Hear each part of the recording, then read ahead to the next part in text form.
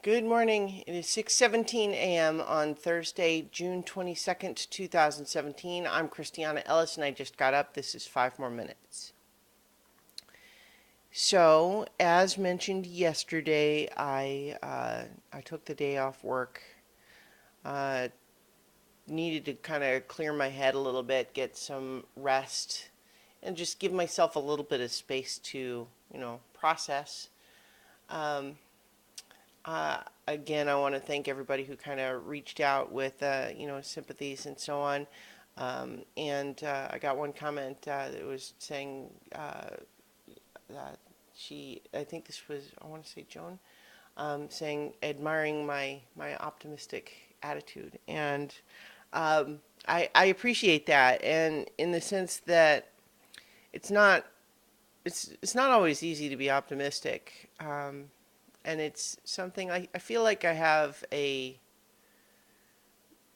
default to optimism sort of personality, but sometimes it's hard, right? And that said, I think in general, it's in some ways being optimistic is almost like a defense mechanism, right? It's just you allow yourself to hope that things are gonna be fine.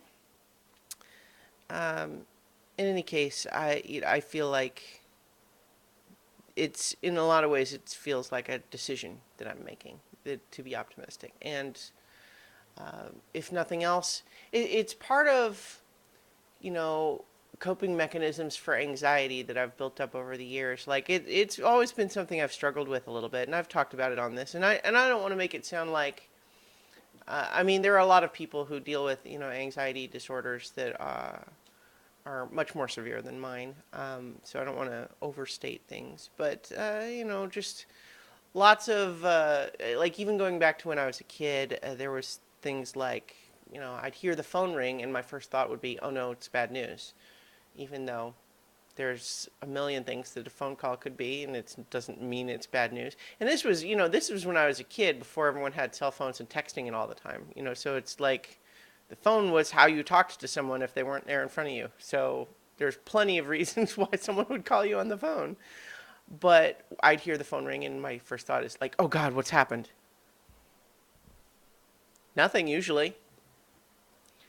And it wasn't even like some specific instance where it was bad news, and therefore that's why I was thereafter traumatized. But so basically, it's been something I kind of deal with, and I've had good therapists over the years, and in some ways, my usual coping mechanism for things is, and I talked about this I think last week.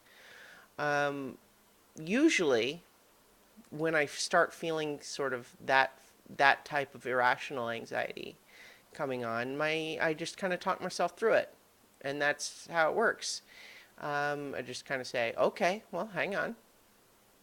You don't know, like if we imagine this phone call scenario, it's like there are lots of reasons. That's what what I was just saying. It's like you just talk through it.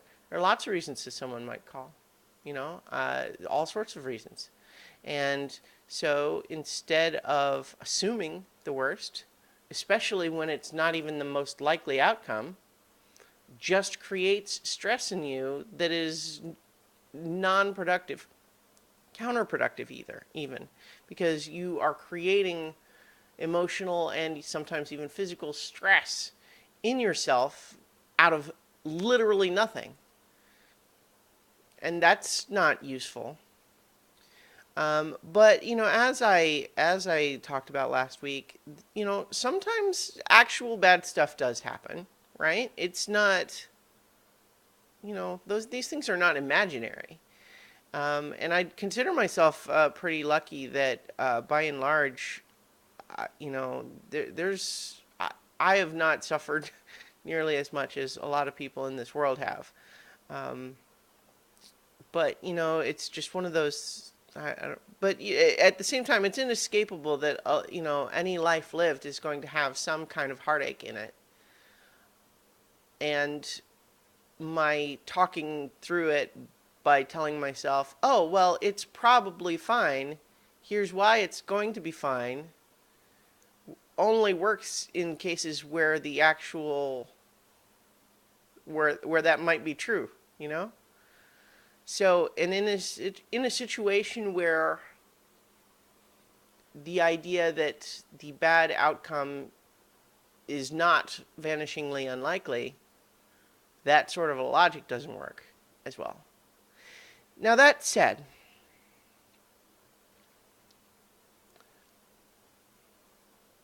what I think you transition that approach to in a case where, the options that you hoped for are off the table and you are kind of forced to make do with things that you wouldn't have chosen. Uh, I think the only approach that really even makes any kind of sense is to try to say, okay, well, given the things that I can't control, how do I try to make this work out as well as possible? And then you start trying to make that happen. You know, if I don't want to quote the Rolling Stones exactly here, but the idea that you know, it, you, I'm trying to. The thing is, they have distilled exactly what I'm trying to say into its simplest form, so it's hard to paraphrase without just repeating their lyric. You can't always get what you want, but if you try sometimes, you can get what you need. Um, I don't hold that song up as like, that's my message exactly, except by coincidence. Not that I have anything against that song, I guess, but anyway. So, I'm making the best of the situation and moving forward because you can't move back. Still stressful. Yesterday was good though. It was because the other thing that you have to do is give your emotions a little space, right? Don't pretend they aren't there. Especially like this comes after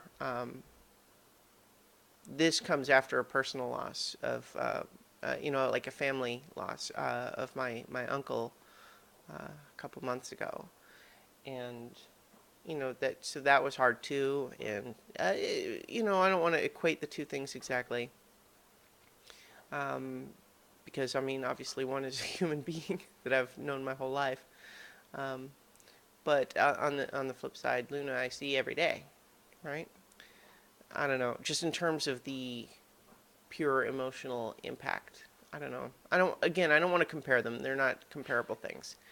But anyway, it's just like you have to, I think, give yourself space to feel what you're going to feel. Try not to judge yourself too much about what that feeling is. Um, and then start looking for ways to make the situation as good as it can be. Even though that might not be as good as you would have liked.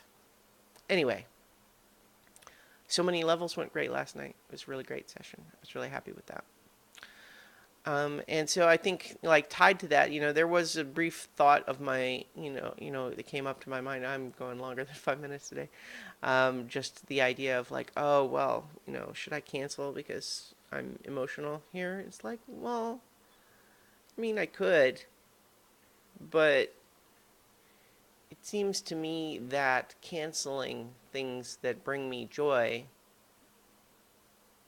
isn't really the best way to not crumble into sadness. Anyway, yeah.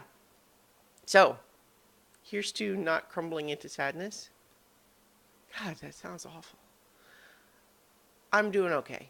Um, we're, like I said, we got an appointment with Luna for oncology. We're going to talk to that doctor and see what there is to be done and do that. So, I will talk to you guys tomorrow for 5 more minutes.